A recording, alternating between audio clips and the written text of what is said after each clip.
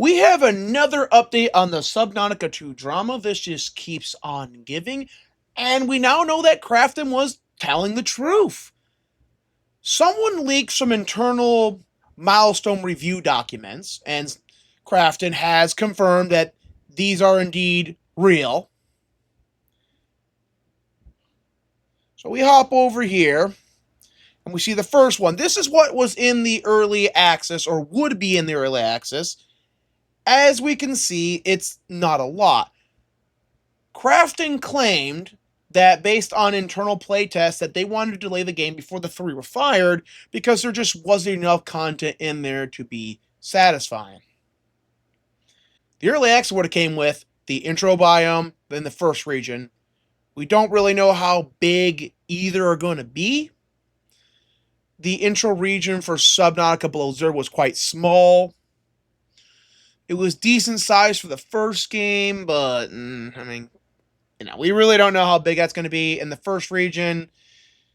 Again, we just don't know the size, but that's not a terrible lot of content.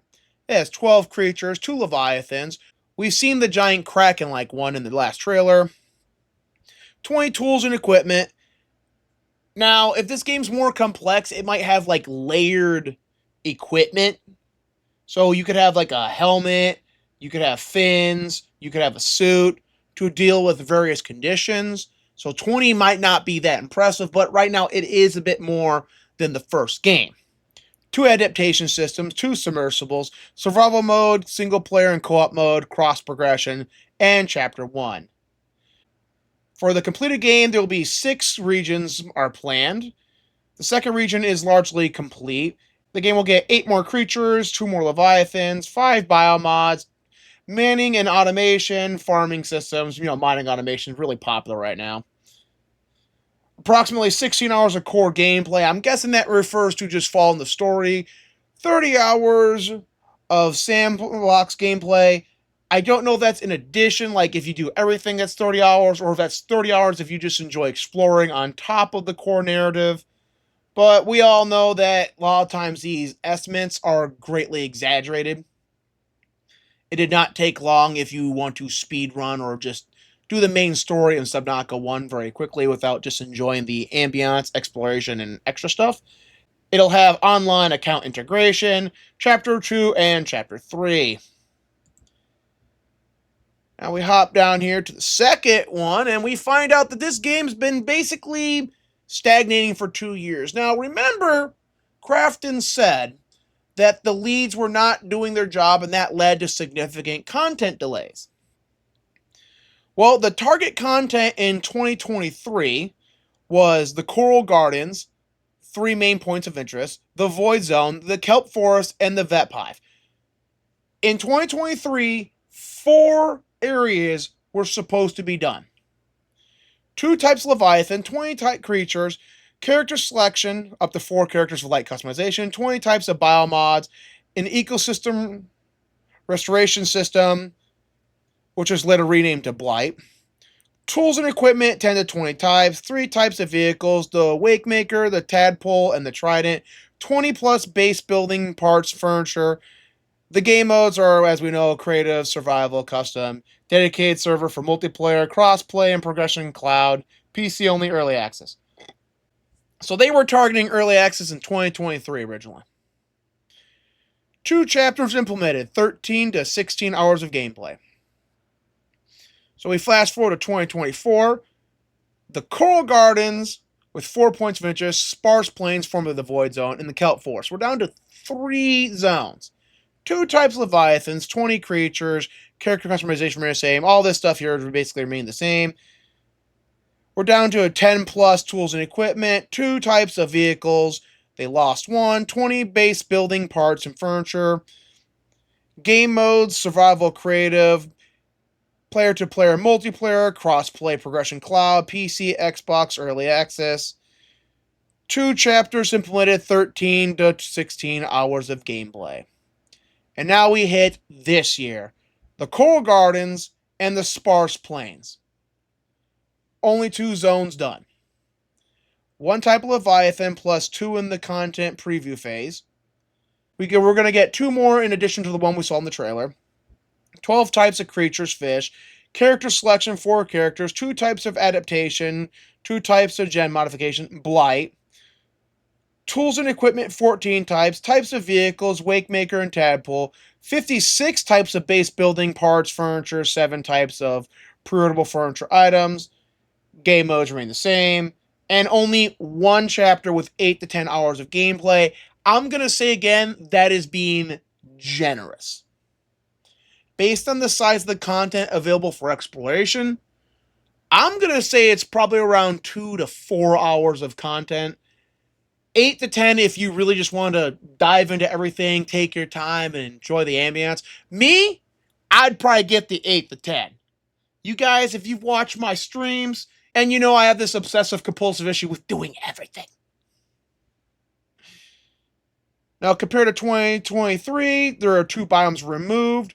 Deep Star added and a number of key points of interest in the Coral Gardens areas increased. 1 type of Leviathan removed, fewer creatures, biomods, and character customization feature excluded. Existing biomods split into 3 functions. And the ecosystem restoration system is changed to blight. Compared to 2023, the number of tools equipment decreased and additional vehicle trident excluded, increased the number of base building parts, furniture, and introduced pre-order exclusive furniture. Custom game mode removed, switch to player multiplayer, and KID introduced. Not sure what KID stands for. Xbox EA included, likely because they made a deal with Game Pass, and Xbox does now allow for early access. And 1 narrative delayed with about 6 hours of content cut. If it's only 6 hours in Chapter 2, then Chapter 2 really needs some increasing. Because that's kind of a low amount of content. As we can see, Krafton told the truth. For 2 years, this game had delays. We have less content, and it makes sense why these 3 were let go. They say there's only going to be 8 to 10 hours of gameplay. I don't believe that. I believe it's going to be vastly less. As there is a difference between, hey, you have 8 to 10 hours of stuff to do. Like, oh, that's nice. How much of that am I going to want to do? Probably about 3 hours of it. Oh. When we look at the sparse plains, it's probably going to be a large area. Very little points of interest in it. You can explore it. You can drag out an hour or 2. You know. I don't know what the leads are going to sue Krafton over. My guess is they're going to try to get the bonus they were promised. I think Krafton has a very solid case just by looking at this alone for denying them the bonus, while paying out the bonus, as Krafton has confirmed they're going to do, to the other employees. Now, who leaked this stuff? There's a very good chance this was leaked by an employee. And as it is very damning to the 3 old leads, it gives a really good inclination or indication of the motive behind this. As it is important to remember, this came out after it came out that 90% of the bonus was going to be allocated to the 3 heads, who we now know were not even doing their job. So imagine you're busting your butt making this game since the buyout. Day in, day out, putting up the DEI hires, everything. And then you find out that 90% of the bonus you were supposed to get a part of is going to the 3 people who are running your studio into the ground, and on top of that, ain't even doing their job. That's probably what led us to get this right here. But now we know the status of Subnautica 2. We know Krafton wasn't lying about the game needing more content, though I again think 8 to 10 hours is extraordinarily generous estimation.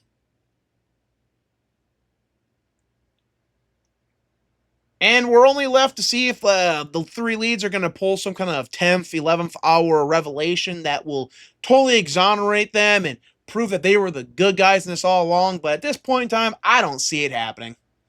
That's all there is to talk about this. Hit that like, subscribe. I'll see you in the next video. Peace out.